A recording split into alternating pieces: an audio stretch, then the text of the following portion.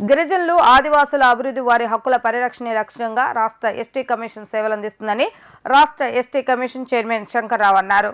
Grievance cell ద్వారా 2023లో 2712 ఫిర్యాదులు వచ్చాయని, అందులో కేవలం 432 ఫిర్యాదులు పెండింగ్ లో ఉన్నాయని తెలిపారు. ఆర్ఎండ్బి కార్యాలయంలోని రాష్ట్ర ఎస్టీ కమిషన్ కార్యాలయంలో ఏర్పాటు చేసిన విలేకరుల సమావేశంలో ఎస్టీ కమిషన్ చైర్మన్ శంకర్రావు మాట్లాడుతూ విజయనగరం, అల్లూరి సీతారామరాజు, శ్రీకాకుళం, పార్వతీపురం, మన్యం తదితర జిల్లాల్లో పర్యటించి గిరిజనులు, ఆదివాసుల సంక్షేమానికి ప్రభుత్వం చేపట్టిన అభివృద్ధి కార్యక్రమాలను సమీక్షించామని వివరించారు.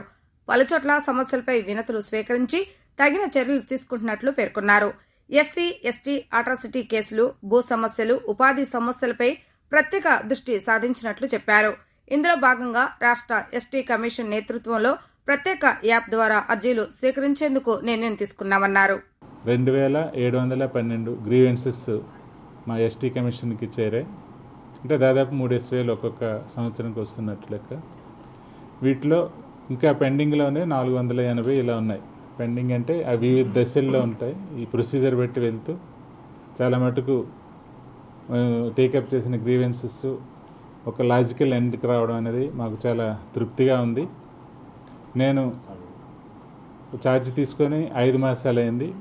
ఈ 5 మాసాల్లో నేను ఒక 29 సార్లు పర్యటించాను. గ్రామాల్లో పర్యటించడం, అదేవిధంగా జిల్లాల్లో పర్యటించడం చేశాను.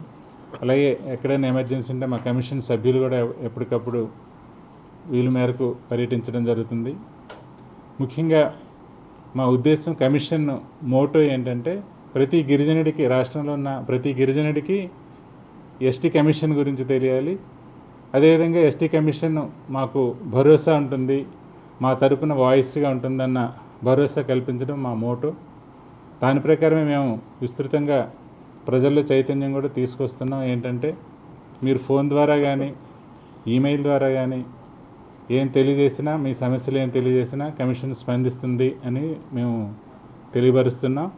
అదేవిధంగా కొన్ని కేసులని సుమోటోగా మీ మీడియాలో వచ్చినవి ఆధారంగా, పత్రికల్లో వచ్చిన ఆధారంగా మేము కూడా కొన్ని కేసులను టేకప్ చేయడం జరుగుతుంది.